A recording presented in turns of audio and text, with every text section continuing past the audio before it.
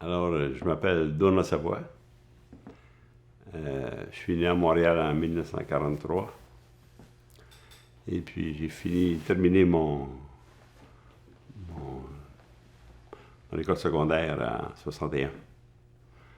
Et puis, je voulais aller à l'université. Je n'avais pas un sou, mais je voulais aller à l'université. Puis on m'a dit, puis je voulais aller en sciences sociales. Alors, quand j'ai fait une demande, on m'a dit, on ne prend pas des gens qui viennent d'école publique. Dans ce temps-là, c'était avant c'était en 61, j'avais fait ça. Et puis, il dit, vous ayez votre collège classique. On sait que dans ce temps-là, le collège classique, bon, on n'a pas d'argent, tu n'y vas pas. La majorité des Québécois n'allaient pas à l'université à cause de ça. Le collège classique, c'était donné par les comités religieux. J'ai été travailler durant 5 ans. Puis en 65, le gouvernement du Québec a créé le premier ministère de l'Éducation au Québec. Puis démocratiser l'accès à l'université. Là, j'ai eu le droit, légalement, d'y aller. Alors, je me suis représenté. Et puis, j'ai fait ma demande. Puis on dit, venez du public. À ce moment-là, il faut faire une année de plus que les autres. Une propédeutique. Bon, je ne sais pas trop ce que c'était une propédeutique. Bon, on savait que... OK, une année de plus. Et puis, par la suite, on a voulu rentrer au département d'anthropologie. Je suis avec un ami, Robert Lanary, que tu dois connaître, qui a travaillé pour Maquivic. On est toujours en contact. Et puis, alors, on préparait notre demande pour aller en anthropologie. On pouvait aller en sociologie ou économie ou sciences politiques. Alors, on a décidé, nous, on allait en anthropologie. Fait qu'on a rempli les documents, puis on s'est présenté au département d'anthropologie. On a dit non, on ne peut pas vous accepter. Il faut attendre ceux qui viennent du classique. Bon, ça y est, le message est assez clair, on ne passe pas la rampe. On avait un doyen, j'ai dit ça, cette anecdote-là, mais c'est important, de cette époque-là au Québec. On avait un doyen qui s'appelait Brizard. Je me souviens toujours de son nom. Bête comme ses pieds. On va aller le voir, on avait un doyen, on va aller le voir.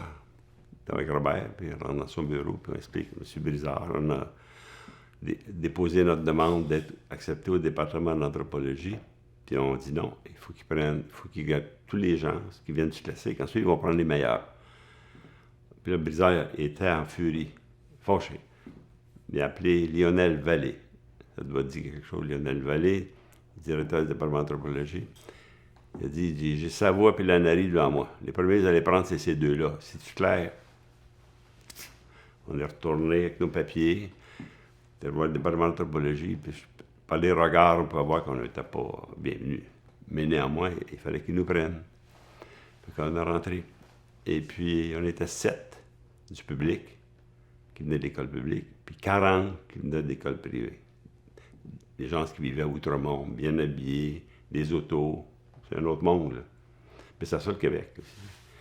Et puis, rendu au moment donné, pour l'été, il fallait faire un terrain en anthropologie. Puis, on dit, on va prendre les meilleurs. Bon, les meilleurs. Moi, j'avais un emploi à temps partiel pour les chemins de fer. Je travaillais à la gare centrale à Montréal.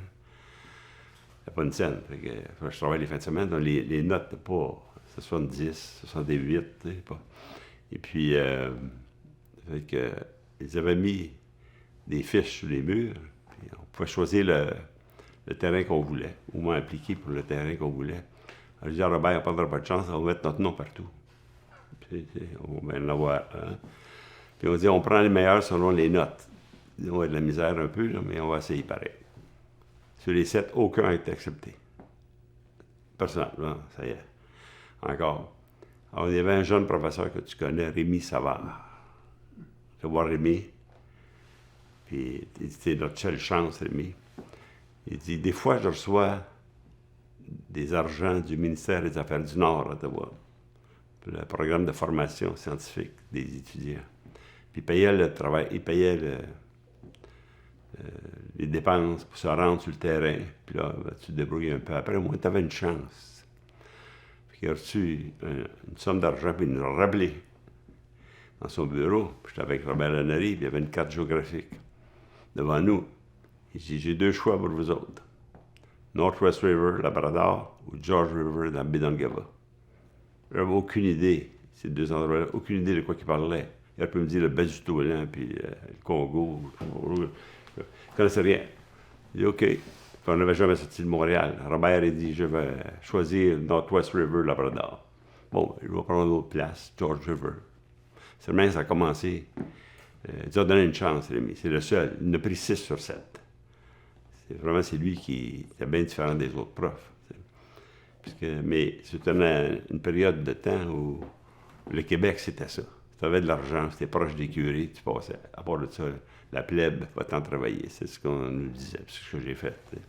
50 ans. Mais quand on crée le premier ministère de l'Éducation en 1965, ceux qui se sont opposés à ça, c'était l'Église. Puis en fin de compte, ça a passé, puis on a pu... Aujourd'hui, quand on parle de ça, les gens se demandent quelle époque c'était, mais c'était ça. On l'a vécu. Beaucoup de gens n'ont pas pu faire ce qu'ils rêvaient de faire. On fait qu'il fallait bûcher. Donc j'ai bûché, puis Robert aussi. Puis on a fini en anthropologie tous les deux. Fait que c'est...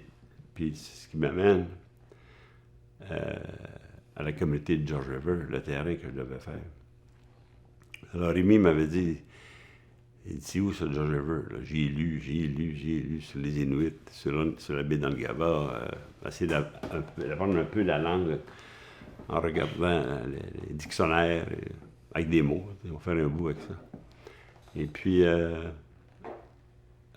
ce moment-là, je suis parti il nous avait donné, je me souviens, il m'avait donné 300 $ pour mon été.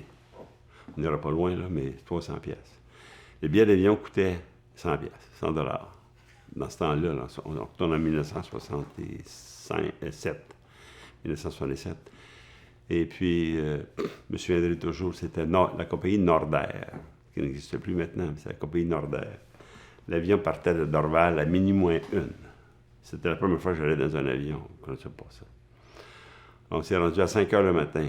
Ça a pris 5 heures pour se rendre à Coudjouac. Dans l'avion, côté gauche, c'était les passagers. Côté droit, c'était le cargo. D'acheter avec de la corde. Tu espères toujours que ça ne brisera pas. C'était pas des avions pressurisés. Là. On était à 6 000 pieds d'altitude, puis ça montait, puis ça descend. C'est long, 5 heures, quand on n'a jamais vu l'avion. Néanmoins, on est arrivé à 5 heures le matin.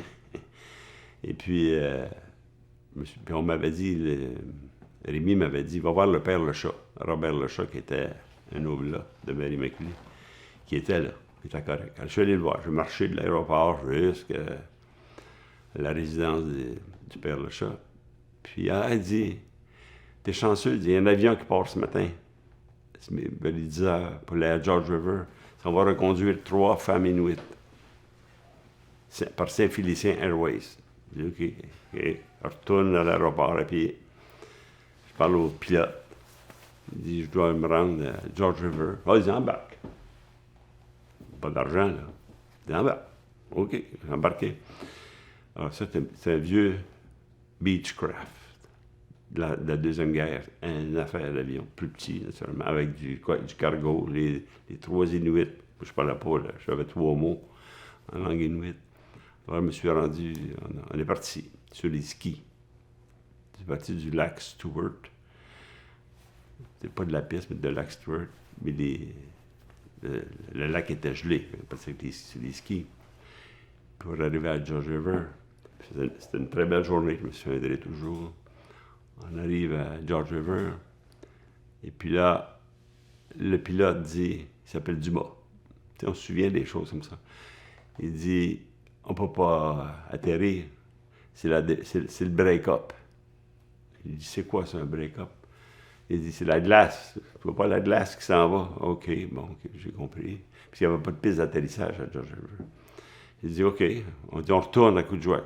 OK, on retourne à Coudjouac.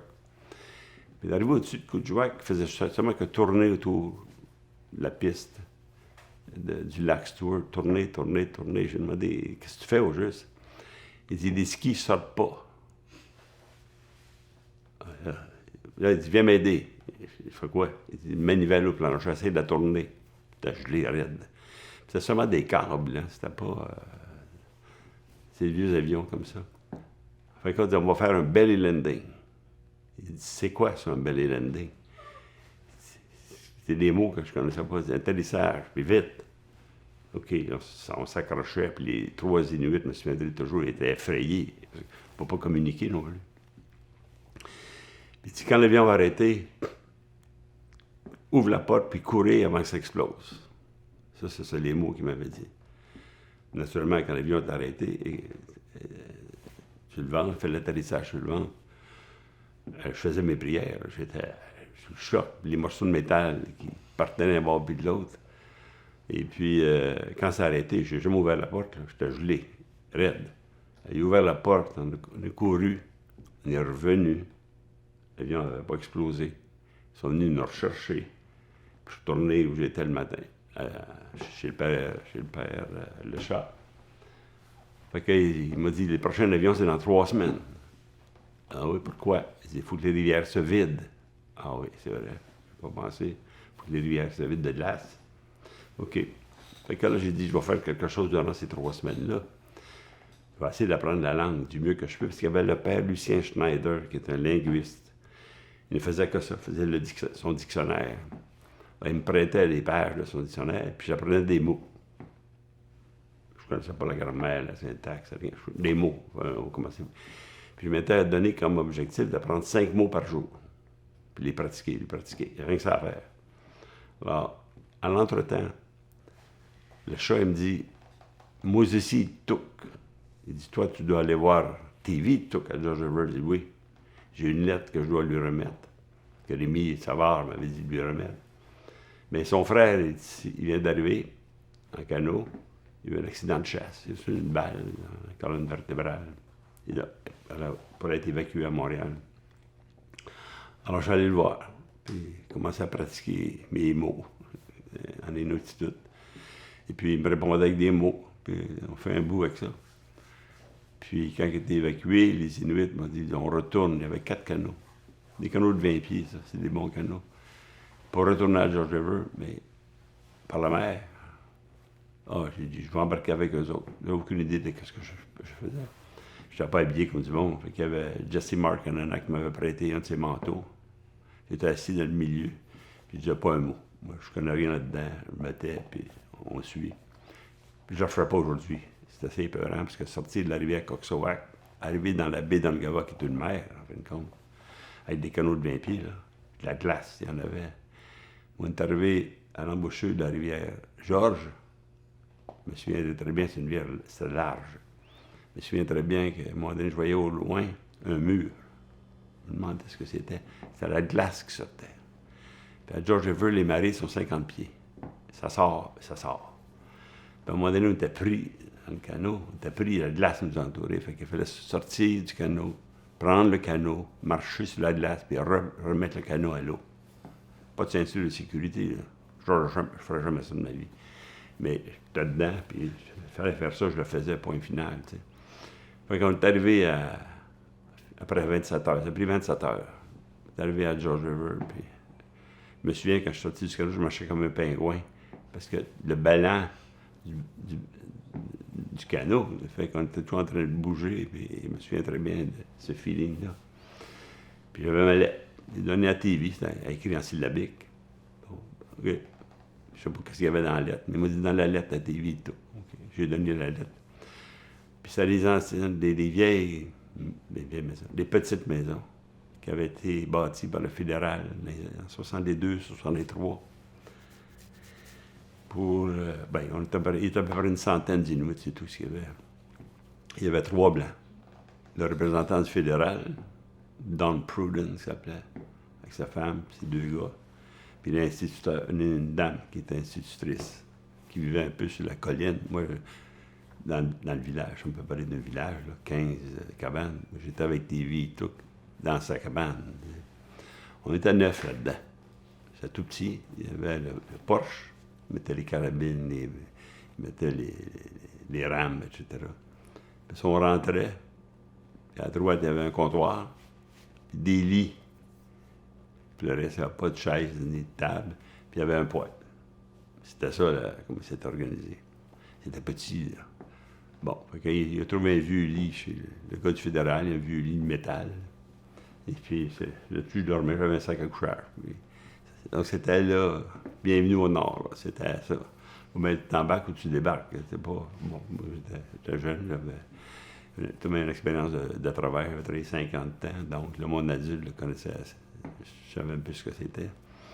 Fait que j'ai passé là 4 mois. Puis là, moi, j'ai dit, j'avais un peu d'argent pour lui. Je lui donnais 10 piastres par semaine, il n'y avait presque rien. Puis j'avais dit une chose à TV. J'ai 2 mains. Moi, je peux travailler pour toi. Rien qu'à me dire ce que j'ai à faire, puis me le montrer, puis je vais t'aider. Et la pêche, je connais rien dedans. À Montréal, on ne pêche pas. Des activités de terrain, je ne prends pas ça. Mais... Puis, à un moment donné, il avait été interviewé TV, il y a des années après. Puis, sa femme lui avait demandé, Suzy, est-ce que l'homme blanc a mangé? Là, je ne comprenais pas là, les mots. Mais, puis il dit, quand il m'a donné un plat, il dit, ce que j'avais dit, c'est bien de manger un repas en famille. Puis des années après, TV avait dit, il dit, quand j'ai vu, puis c'est pas m'envoyer des fleurs, mais il dit, quand j'ai vu Tuna, parce qu'il n'y a pas de D dans l'alphabet, il m'appelle Tuna, il dit, je savais que c'était un homme blanc qui était différent des autres. Je ne sais pas, là, j'ai aucune idée. C'est le commentaire qu'il a fait. Mais je peux comprendre par la suite pourquoi il avait dit ce commentaire-là. Je me souvenais pas qu'il avait dit ce commentaire-là. En fin de compte, j'ai vécu, j'apprenais la langue du mieux que je pouvais. Là. Mais je n'étais pas gêné, je parlais, c'était des mots que je mettais un côté de l'autre. Mais les Inuits, avec le contexte, comprenaient ce que je voulais dire. Puis ils me répondaient un peu de la même façon pour que je comprenne. T'sais. Fait que, on a fait Alors, j'ai participé aux activités de TV à tous les jours parce que la grande préoccupation, c'était de trouver de la nourriture. C'était ça la préoccupation de tout le monde. Parce que si tu ne chasses pas, si tu n'attrapes rien, mais tu ne manges pas. C'était aussi clair que ça.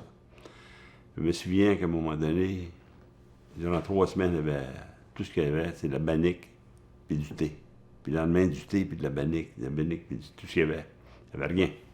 Fait que je vais faire ma part. Je suis allé... il n'y a pas des lignes à pêche, là. C'était juste un fil avec une cuillère. Puis tu t'en vas à la pêche comme ça, là. Tout le monde était parti chercher de la nourriture. Puis j'étais un peu chanceux. J'avais attrapé 5 poissons. C'était pas gros, là. Des poissons puis des canaillocs. Toutes sortes de qui se tiennent, des bestioles qui se tiennent dans le fond, dans le sable, tout ça.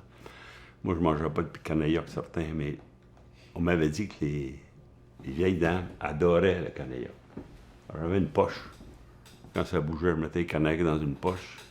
Puis les 2-3 poissons que j'avais attrapés peut-être à côté.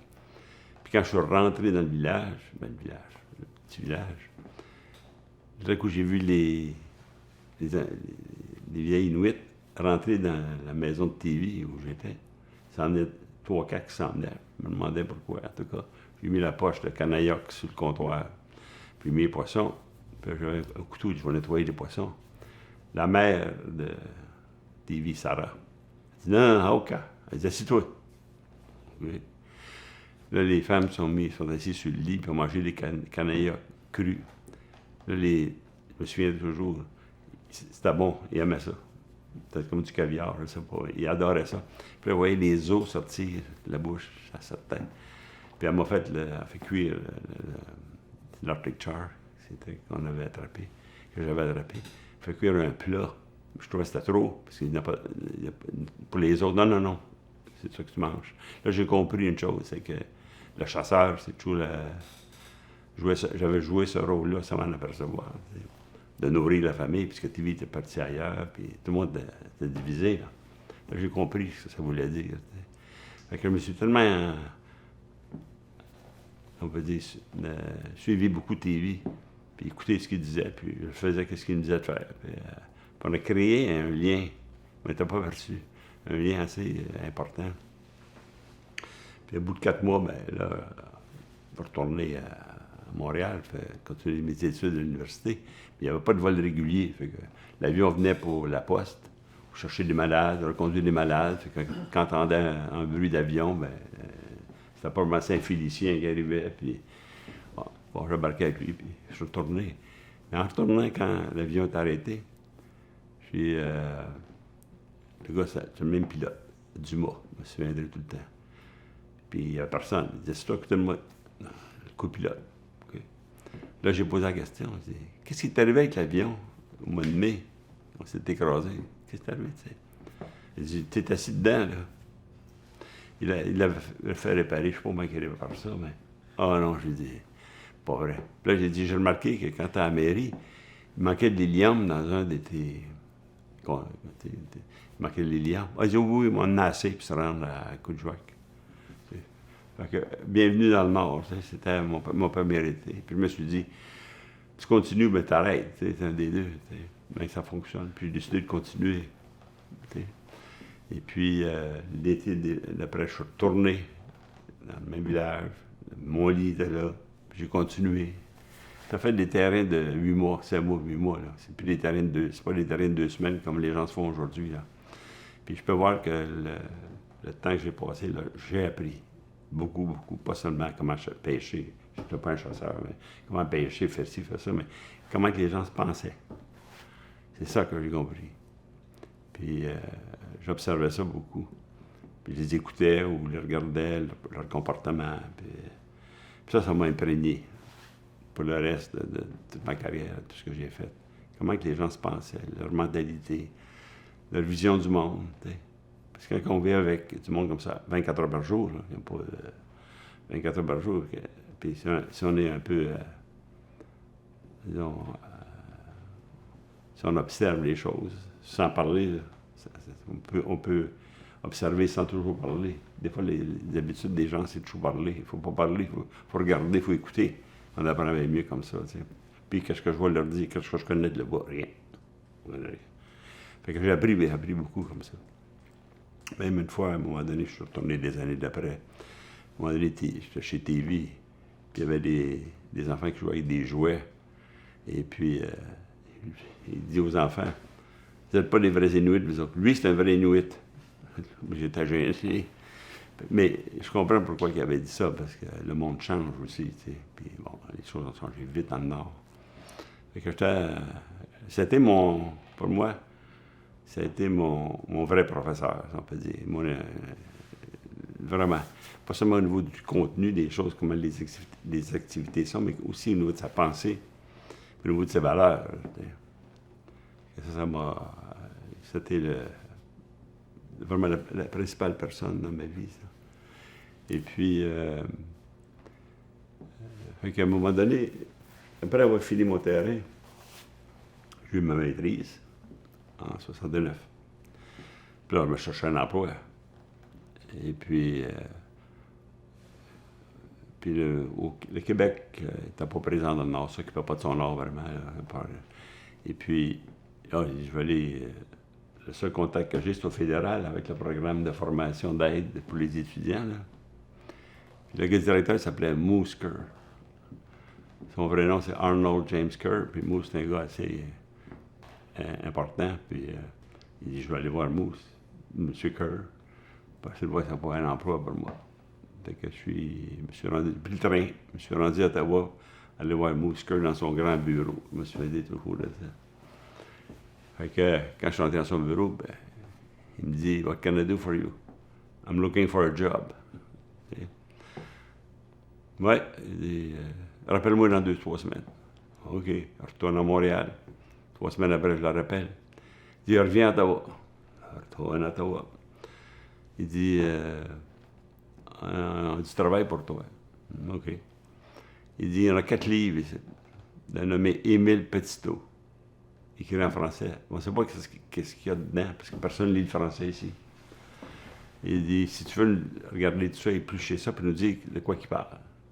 Il dit, je savais qu'avec le nom Petitot, c'était pas un Canadien français, c'était pas un Québécois. C'était quelqu'un de l'Europe, un Français, j'imagine. Alors, OK, j'ai pris les 4 livres, je suis retourné chez nous. Et puis, le contrat qu'il m'avait donné de 4 mois a duré 2 ans. C'était mon premier travail avec le ministère des Affaires du Nord, qui n'avait aucun francophone. C'était intéressant, qui travaillait sur le ministère-là, parce que là, j'ai compris par la suite que le Nord, ça a été visité par les Britanniques puis les Écossais durant 500 ans. Donc, il y avait toujours cet intérêt historique des Britanniques. Tandis que les Canadiens français, c'était pas le Nord. À part de Louis-Hamelin, c'était pas le Nord, c'était l'Amérique, c'était d'autres choses, mais c'était pas le Grand Nord, ça c'est certain. C'était le premier Canadien français embauché, je me souviens de ça. Puis j'étais bien traité, là. J'apprenais beaucoup avec les collègues. Tu sais. Fait que je me suis mis à éplucher ce que Émile Petitot, c'était un missionnaire au bloc. Et puis qui avait... il est né en 1838. C'est un Français, de Marseille. Lui, il voulait aller convertir les Autochtones en Amérique. C'était son grand rêve. Il est parti en 1862. Il s'est rendu à Montréal. Puis le reste se fait en carriole, ça se fait en canot, puis pour se rendre dans le Mackenzie, la région du Mackenzie.